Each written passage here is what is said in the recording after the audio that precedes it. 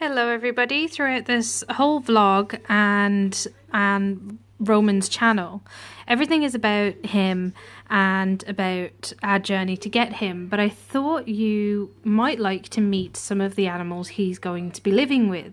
Now, we have some tropical fish, but we also have some gerbils.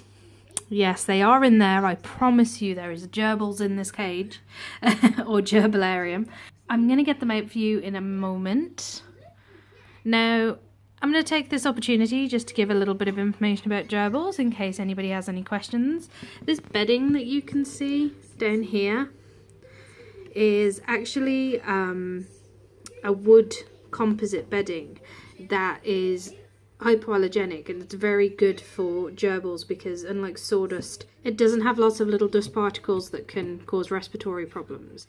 These little flecks you can see are that gerbils are natural foragers, so we always buy some foraging food for them, and every time we clean them out we put the foraging food in with the bedding so they can forage. And good old toilet paper makes a great bedding for them. I just put it in and they shred it up themselves. Lots of stuff to chew. The water bottle, it might look dirty. It's not dirty. It's actually vitamin supplements. And I put vitamin supplements in there because, like a lot of rodents, gerbils struggle to make certain vitamins by themselves. And they're also little buggers and will pick out the bits of the food they want and leave the bits they don't want, which means they're missing out on nutrition. Right, so I have actually trained my gerbils. Sorry, my son's messing with my phone. I've actually trained my gerbils to come up to the door when I go and crinkle this packet. Okay. The sound of crinkling the packet should cause some movement in there, unless they are deep asleep. Gerbils are desert animals. Not nocturnal, but they do sleep a lot. At least mine sleep a lot. And mine do tend to come out more of a night, but I don't know if that's more because my son's very noisy and he just stares at them. And I think they don't appreciate being stared at.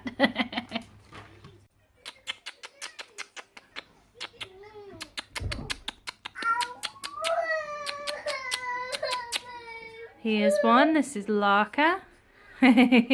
Ignore my son, he's having a temper tantrum.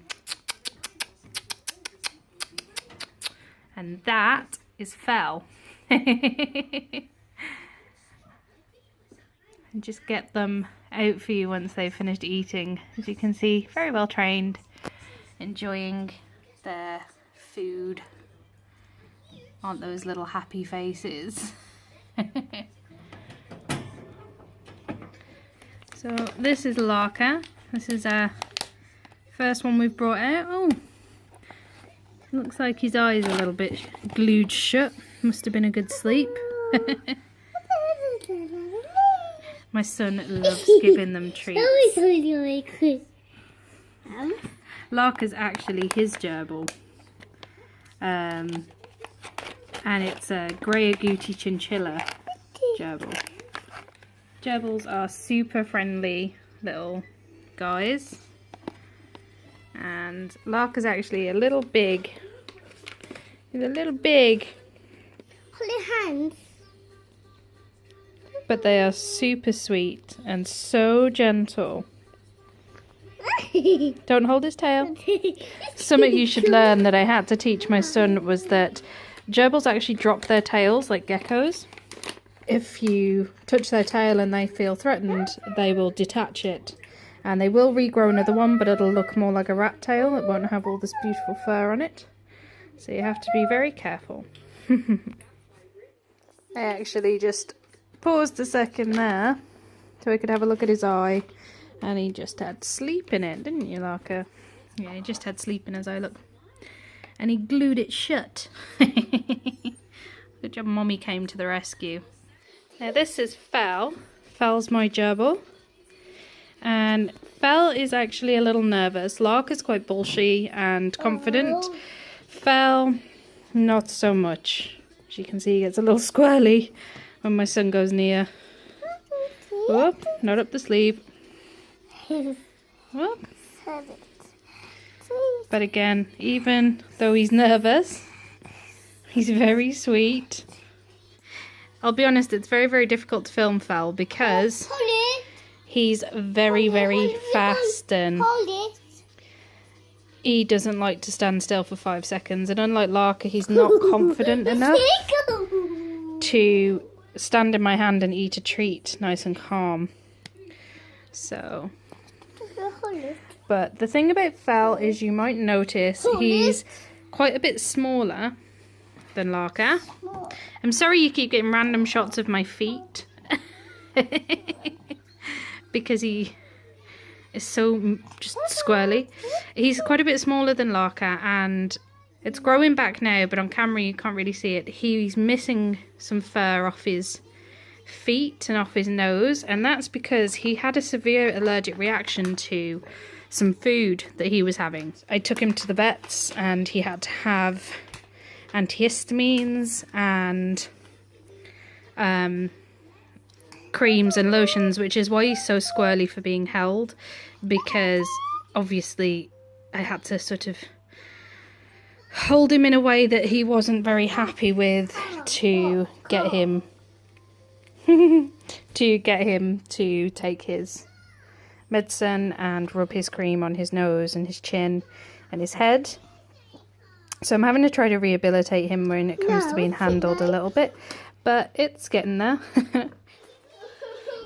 That's the thing about gerbils though, is that a lot of people don't bother taking gerbils or other small animals to the vets because, I don't know, for some reason they don't think it's worth it. Maybe they don't think vets can do anything for small animals, I'm not sure, but look at Larka, he thinks he's getting another treat.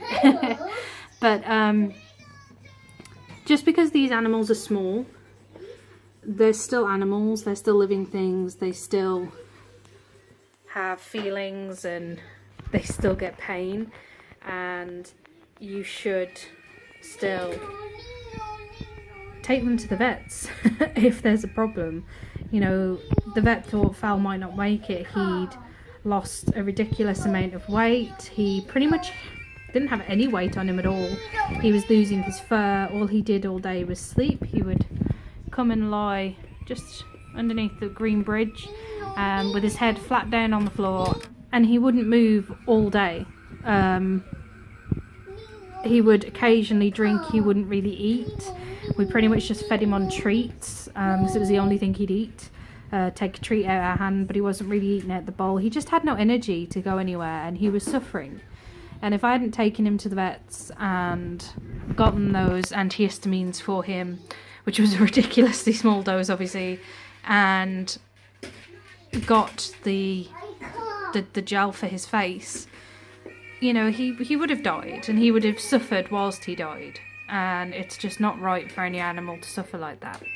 So I just urge you, you know, if you have small pets like gerbils, they're great for children. They're super easy to look after.